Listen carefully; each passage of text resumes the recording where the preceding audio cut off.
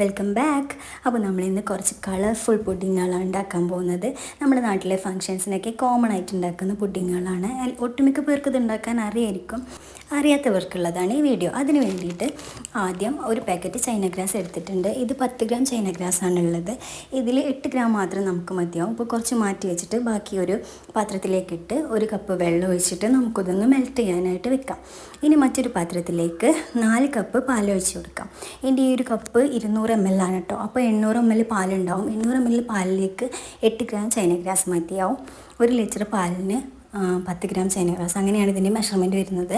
അപ്പോൾ നമുക്കിതൊന്ന് ചൂടായി വരുമ്പോൾ അതിലേക്ക് മധുരത്തിന് ആവശ്യമായിട്ടുള്ള പഞ്ചസാര ചേർത്ത് കൊടുക്കാം. പലർക്കുള്ള പ്രശ്നമാണ് പുഡിംഗ് ഉണ്ടാക്കുമ്പോൾ പാല് പിരിഞ്ഞു പോകുക. പാല് ചൂടായി വരുമ്പോൾ തന്നെ എല്ലാ ഇൻഗ്രീഡിയൻസും ഇതിലേക്ക് ചേർത്ത് കൊടുക്കണം.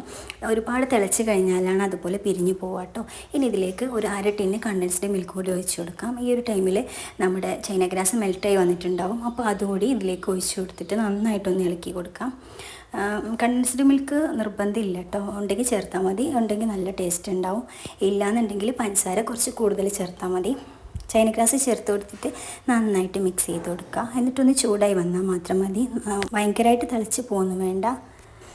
അപ്പോൾ നമ്മുടെ പുഡിംഗ് മിക്സ്ചർ ഇവിടെ റെഡി ആയിട്ടുണ്ട്. ഇനി ഇതിലേക്ക് നമ്മൾ പല ഫ്ലേവറും കളറും ഒക്കെ കൊടുക്കാനായിട്ട് നമുക്കിതിലേക്ക് ഓരോ എസൻസുകൾ ചേർത്ത് കൊടുക്കാനുണ്ട്. അപ്പോൾ അതിനായിട്ട് ഞാൻ ഇവിടെ പല കളേഴ്സിൽ ഉണ്ടാക്കുന്നുണ്ട്. അതുകൊണ്ട് തന്നെ കുറച്ച് ഐസ്ക്രീം ബോൾസിലേക്ക് ഇത് ഒഴിച്ച് കൊടുക്കുന്നുണ്ട്. നിങ്ങൾക്ക് ഒരു കളർ മതി എന്നുണ്ടെങ്കിൽ ഒരു ട്രേയിലേക്ക് ഈ പാൽ ഒഴിച്ചിട്ട് ഏതെങ്കിലും ഒരു മിക്സ് ചേർത്ത് കൊടുത്താൽ മതിയാവും.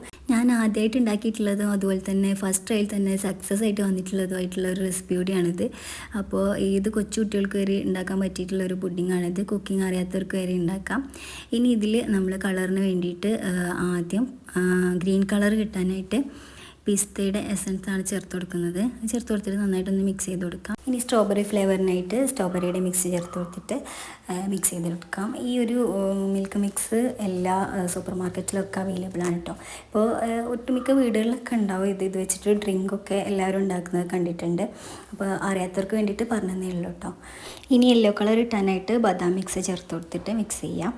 അതുപോലെ ഇനി നമ്മൾ ഒരു പുഡിങ് വൈറ്റ് കളറിൽ തന്നെ ഉണ്ടാക്കുന്നത്. അപ്പോൾ അതിനൊരു ടേസ്റ്റ് കിട്ടാനായിട്ട് വാനില എസൻസ് ആട്ടോ ഒഴിച്ച് കൊടുക്കുന്നത്. ഒരു 1/4 ടീസ്പൂൺ വാനില എസൻസ് ചേർത്ത് കൊടുക്കാം. ഇനിയിപ്പോൾ വാനില എസൻസ് ഇല്ലാന്നുണ്ടെങ്കിൽ ഏലക്കപ്പൊടി ചേർത്തത് മതിയാവും. ഇനി നമ്മൾ മറ്റൊരു പുഡിങ് ഉണ്ടാക്കുന്നത് കൊക്കോ പൗഡർ വെച്ചിട്ടാണ്. ചോക്ലേറ്റ് പുഡിങ് ഉണ്ടാക്കുന്നത്. അപ്പോൾ അതിനായിട്ട് 1 ടീസ്പൂൺ കൊക്കോ പൗഡർ കുറച്ച് പാലിൽ മിക്സ് ചെയ്തിട്ട് അതിൽ നിന്ന് 1 സ്പൂൺ എടുത്തിട്ട് ഈ പാലിൽ മിക്സ് ചെയ്ത് കൊടുക്കാം. അല്ലെങ്കിൽ ചോക്ലേറ്റ് മെൽറ്റ് ചെയ്തത് ഒഴിച്ചു കൊടുത്താലും മതി കേട്ടോ. അപ്പോൾ ചോക്ലേറ്റ് പുഡിങ് റെഡി ആയി. ഇതിന് പകരം കോഫി പൗഡർ ചേർത്ത് കഴിഞ്ഞാൽ കോഫി പുഡിങ് ആയി. ഓക്കെ, അപ്പോൾ ഇനി നമ്മളിതിലേക്ക് കുറച്ച് ഡെക്കറേഷൻസിനായിട്ട് കുറച്ച് നട്ട്സൊക്കെ എടുത്തിട്ടുണ്ട്. നട്ട്സ് ഇടുമ്പോൾ പ്രത്യേകം ശ്രദ്ധിക്കേണ്ടതൊന്ന് ജസ്റ്റ് ഒന്ന് സെറ്റ് ആയതിനു ശേഷം മാത്രം ഇട്ട് കൊടുക്കുക, അല്ലെങ്കിൽ താഴ്ന്നു പോട്ടോ. ഈ യെല്ലോ കളർ പുഡിങ് നമ്മൾ ബദാം മിക്സ് വെച്ചിട്ടല്ലേ ചെയ്ത്. അപ്പോൾ അതിന് മുകളിൽ ബദാം തന്നെ വെച്ചിട്ട് ഡെക്കറേറ്റ് ചെയ്തിട്ടുണ്ട്. ഇനി പിസ്തയുടെ മുകളിൽ പിസ്താഷ്യൂസ് വെച്ചിട്ട് തന്നെ ഡെക്കറേറ്റ് ചെയ്യാം.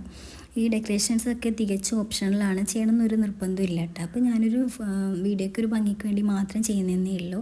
ചോക്ലേറ്റിന് മുകളിൽ ഞാൻ കാഷ്യൂ നട്ട്സാണ് ഇടുന്നത്.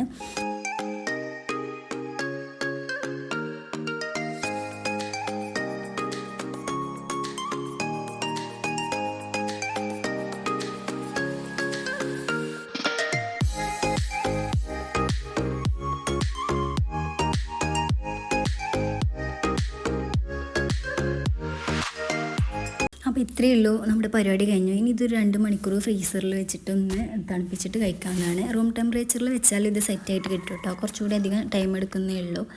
അപ്പോൾ നമ്മുടെ വളരെ സിമ്പിളായിട്ട് വളരെ കുറഞ്ഞ ഇൻഗ്രീഡിയൻസ് മാത്രം മതി ഇത് ഉണ്ടാക്കാനായിട്ട്. ഇതുവരെ ട്രൈ ചെയ്തിട്ടില്ലാത്തവർ ഉറപ്പായിട്ടൊന്ന് ട്രൈ ചെയ്ത് നോക്കണം കേട്ടോ. അപ്പോൾ 2 മണിക്കൂറിന് ശേഷം നമ്മുടെ പുഡിങ്ങൊക്കെ നല്ല ഭംഗിയായിട്ട് റെഡി ആയിട്ട് കിട്ടിയിട്ടുണ്ട് കേട്ടോ.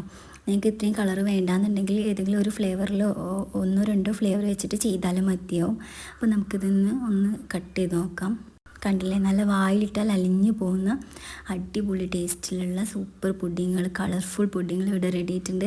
അപ്പോൾ എല്ലാവരും വീട്ടിൽ എന്തെങ്കിലും ഫങ്ഷൻസൊക്കെ ഉണ്ടെങ്കിൽ ഉണ്ടാക്കുക. അതുപോലെ തന്നെ കുട്ടികൾക്കൊക്കെ ഉണ്ടാക്കി കൊടുക്കുക. പലരും ചോദിക്കാറുണ്ട് ചൈന ഗ്രാസ് ഒരു കെമിക്കലാണോ എന്ന്, കുട്ടികൾക്ക് കൊടുക്കാൻ പറ്റുമെന്ന്. ഒരു പ്രശ്നമില്ല കേട്ടോ, അതൊരു വെജിറ്റേറിയൻ ഐറ്റമാണ്. അങ്ങനെയാണ് ഞാൻ കേട്ടിട്ടുള്ളത്. അപ്പോൾ ഒരു പ്രശ്നമില്ല എന്നാണ് കേട്ടിട്ടുള്ളത്. ഒരു ചെടിയിൽ നിന്ന് ഉണ്ടാക്കുന്നതാണെന്നാണ് എൻ്റെ അറിവ്. അപ്പോൾ അതിനെക്കുറിച്ച് കൂടുതൽ അറിയുന്നവരുണ്ടെങ്കിൽ കമൻസിലൊന്ന് പറയാം കേട്ടോ. അപ്പോൾ ഇത്രയേ ഉള്ളൂ, മറ്റൊരു വീഡിയോ ആയിട്ട് കാണാം. അപ്പോൾ നമ്മുടെ ചാനലൊന്ന് സബ്സ്ക്രൈബ് ചെയ്ത് സപ്പോർട്ട് ചെയ്യുക. Okay, by.